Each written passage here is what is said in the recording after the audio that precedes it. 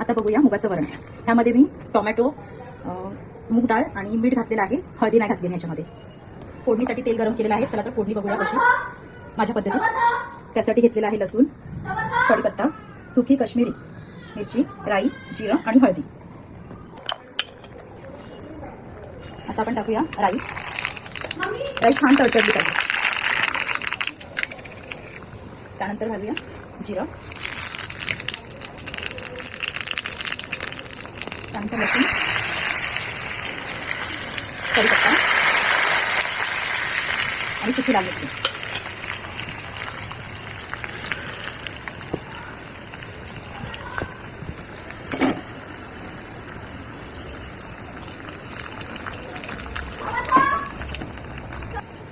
आता लसूण मस्त परतला गेला ना, मिरचीचा तो मस्त सुगंध येत आहे. त्यानंतर आपण घालूया त्यामध्ये हळदी. गॅस बंद करूया.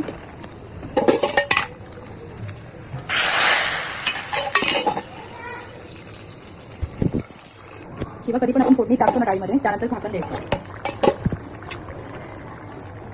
तर जेवढं तुम्हाला पाणी पाहिजे ते तुम्ही पाणी ऍड करू शकता. जितकं तुम्हाला वरण घट्ट पाहिजे किंवा पातळ पाहिजे त्यानुसार. आमच्या घरामध्ये वरण हे घट्टच आवडतं, त्यामुळे मग मी हे असं ठेवते.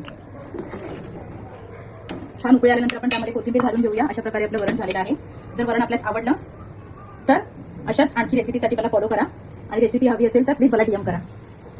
वरणला छान उकळी आलेली आहे, झालेलं आहे. आता आपण कोथिंबीर घालून घेऊया.